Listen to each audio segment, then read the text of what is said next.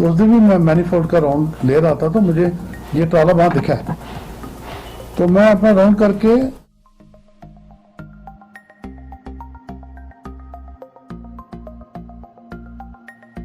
आलमी सतह पर फैले वबाई वायरस की दूसरी लहर ने पूरे मुल्क के साथ साथ जम्मू कश्मीर के तमाम अजला में कहर बर्पा कर दिया है। महकमा सेहत के मुताबिक अभी सूरत हाल तशवीशनाक बनी हुई है। क्या बोलें उसके बारे में।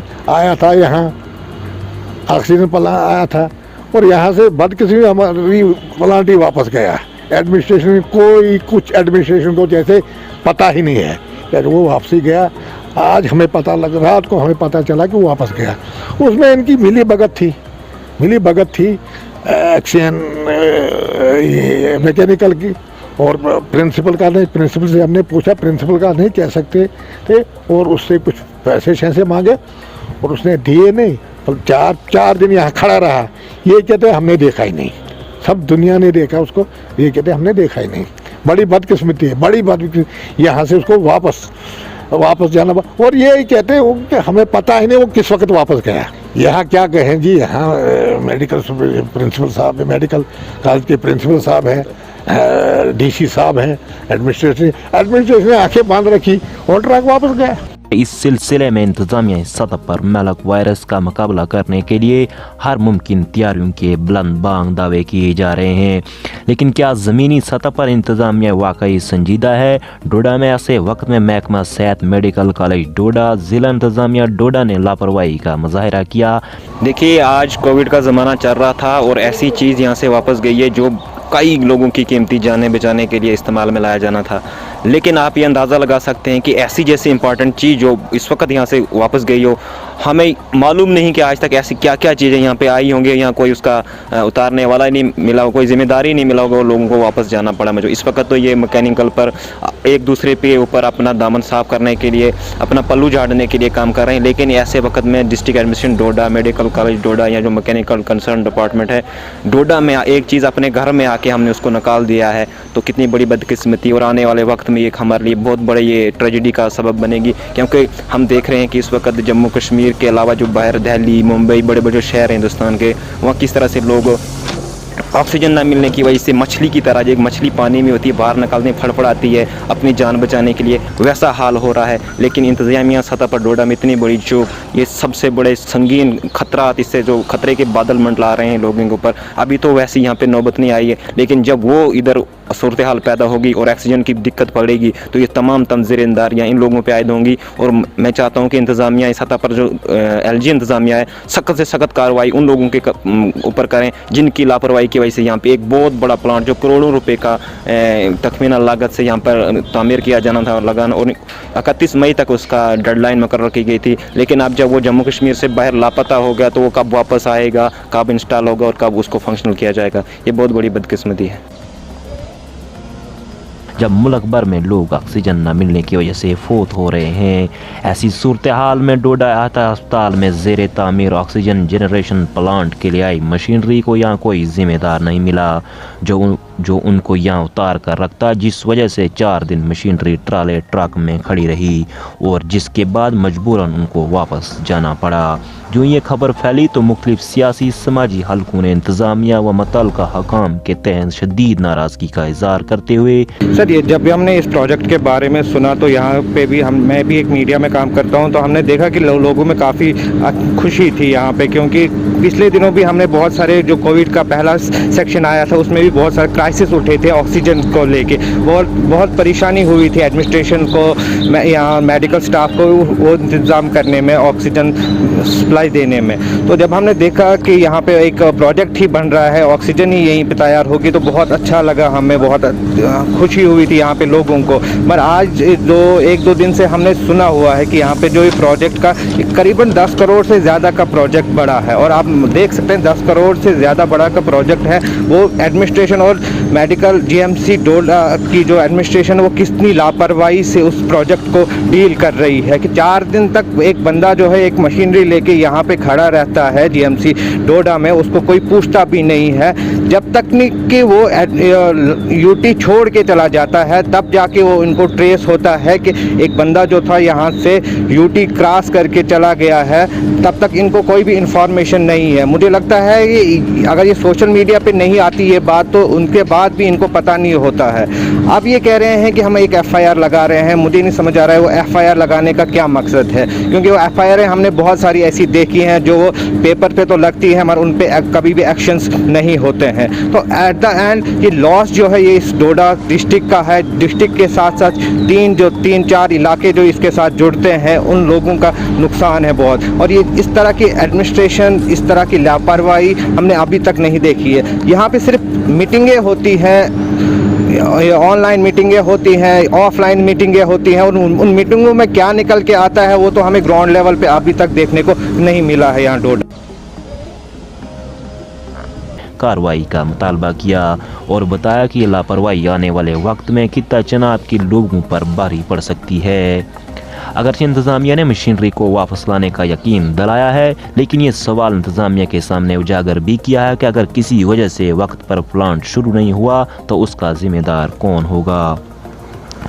डोडा के माजिद शहरियों व दीगर लोगों ने मेडिकल कॉलेज इंतज़ामिया डोडा, ज़िला इंतज़ामिया व मुतल्लिका हुकाम के खिलाफ शदीद रद्द-ए-अमल का इज़हार किया और बताया कि मौजूदा वक्त में हर तरफ ऑक्सीजन की कमी पाई जा रही है, क्योंकि ऑक्सीजन न मिलने की वजह से लोग हज़ारों की तादाद में हर रोज़ कोरोना से फौत हो रहे हैं। सोशल मीडिया पर वायरल वीडियोज़ में लोग सड़कों पर तड़प तड़प कर मौत के आगोश में जा रहे हैं। इस चीज़ से बचने के लिए इंतज़ामिया के पास यहाँ वक्त मौजूद था। यहाँ ज़िला में तमाम तर इंतजाम पहले ही मुकम्मल कर लिए जाते। अगर खदवाना ख्वास्ता ऐसी सूरत हाल यहाँ पैदा हो जाती है तो इंतजामिया उसका मुकाबला कर सके। इसी तनाजुर में ऑक्सीजन जनरेशन प्लांट की अहमियत मज़ीद बढ़ जाती है, लेकिन ज़िला के मेडिकल कॉलेज से इतनी बड़ी चूक कैसे मुमकिन है जिसके कांधों पर पूरे ज़िला के लोगों की सेहत का जिम्मा है। इस हवाले से मेडिकल कॉलेज डोडा के प्रिंसिपल ने बताया कि डोडा में ऑक्सीजन जनरेशन प्लांट ज़ेर तामीर है और 31 मई तक तामीर मुकम्मल करने की डेडलाइन मुकर्रर की गई है। उन्हें बताया कि जो मशीनरी इस प्लांट में नस्ब की जानी थी उनको नामालूम वजूहात की बिना पर वापस लिया गया है, क्योंकि ये सब मैकेनिकल महकमा का काम है। जहां तक उनको जानकारी मिली है कि मशीनरी डोडा में पहुंची थी, लेकिन अनलोड के लिए वक्त पर क्रेन का इंतजाम नहीं हुआ। मौसम खराब था, इसीलिए इन ट्राले वालों से कहा गया कोई एक दिन इंतजार करें, लेकिन वो रात की तारीकी में डोडा से वापस निकल गए और जब तक इंतजामिया हरकत में आती तब तक वो लखनपुर से बाहर जा चुके थे। प्रिंसिपल ने यकीन दिलाया कि उनके साथ रब्ता किया गया है और मशीनरी बहुत जल्द वापस डोडा लौट आएगी। लेकिन यहाँ सवाल पैदा होता है कि 4 दिन तक ट्राले में मशीनरी लोड होने के बावजूद ना ही जिला इंतजामिया और ना ही मेडिकल कॉलेज के हुकाम को उसका पता चला और तब उनको खबर मिली जब मशीनरी पंजाब जा चुकी थी। देखिए, यहाँ पे जो मशीनरी जीएमसी डोडा के लिए ऑर्डर की थी वो यहाँ पे आई थी और किन्हीं कारणों से सप्लायर ने उसको रिकॉल कर लिया।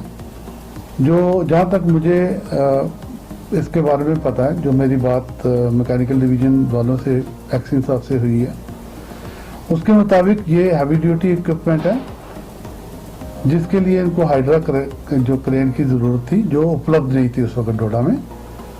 तो उन्होंने कोशिश करके उधमपुर से बात की है और इनकी कोई अपनी क्रेन जो वो कहीं अटकी हुई थी बारिश की वजह से किसी डोडा के किसी पार्ट में, और जिस रात बात हुई है सप्लायर के रिप्रेजेंटेटिव के साथ, कोई इशपाल जी हैं जो जम्मू में है, तो उन्होंने माना है कि कल सुबह इसको हम उतार लेंगे मैकेनिकल डिवीजन वालों ने। उसके बाद एक्शन साहब, जैसा मुझे बताया गया, एक्शन साहब चले गए डीसी रामबन के साथ कोई मीटिंग के लिए और दोपहर के करीब उन्होंने हमें बताया कि ये जो ट्रॉला है जिसमें जो इक्विपमेंट थी वो लोकेट नहीं कर पा रहे हम। जैसे ही मुझे इस बात का पता चला तो मैंने आगे ये डीसी साहब के साथ इसका जिक्र किया। डीसी साहब ने फौरी तौर पर एसएसपी साहब का से रब्ता किया और उसके बाद हम सब इसकी ट्रॉला की खोज में सारे जितने टोल प्लाजा थे उसके ऊपर फ्लैश किया गया मैसेज। अनफॉर्चुनेटली तब तक शायद वो लखनपुर क्रॉस कर चुका था। उसके बाद जहाँ तक मुझे पता है, जो मैकेनिकल एक्सीडेंट ने कहा है कि इस सप्लायर ने ये बताया कि किसी प्रेशर के चलते हुए उसने ये इक्विपमेंट को, जो उसको नहीं करना चाहिए था, वो किसी और जगह पे उसको रिकॉल करके किसी और जगह को देने वाला था।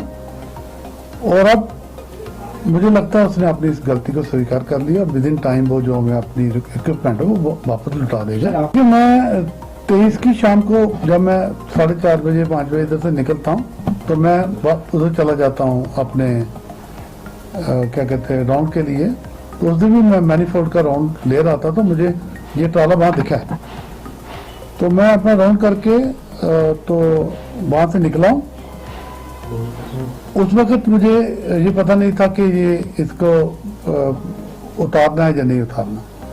ये मुझे दूसरे दिन 24 को 2 बजे के करीब एक्सिन साहब ने शायद रामबन से फ़ोन किया कि ऐसे ऐसे करके जो ट्राला रात को वहाँ खड़ा था, उन्होंने मेरे से पिक्चर भी शेयर की थी उसकी, वो अब लोकेट नहीं हो पा रहा। तो वो खुद पहले से ढूंढते रहे शायद 2-3 घंटे कि शायद ड्राइवर ने कहीं इधर उधर लगा दिया हो। उसके बाद जब उनको लगा कि वो नहीं मिल रहा तो उन्होंने ये आगे मुझे बोला कि आप इस बात को डीसी साहब के साथ एस्केलेट कर दें। देखिए ऐसा है कि वो रात को कोई 9:30 बजे तक मुझे जो पता किया, मैंने पता किया 9:30 तक वो इधर ही था। जहाँ तक मुझे बताया मैकेनिकल डिवीजन ने इसके ऊपर कार्रवाई की है और FIR दर्ज की है सप्लाई के खिलाफ। मुझे बताया गया फाइनेंशियल कमीशनर साहब ने भी कहा कि वो हमारी जो इक्विपमेंट है वो जल्दी लौटा देगा। और मुझे लगता है कि जो हमारा ऐसा जो खतरा है कि कोई लेट हो जाएगा उसकी कोई वजह नहीं बनती। जैसे ही हमारे पास ये सामान आता है, इक्विपमेंट आती है, तब तक हमारा सिविल वर्क भी कंप्लीट हो जाएगा, तब तक हमारा पावर का इशू वो भी सॉल्व हो जाएगा, ट्रांसफार्मर भी लग जाएगा और हम इसको विद इन टाइम जो हमारी डेडलाइन है उसको ऑपरेशनलाइज करने में सफल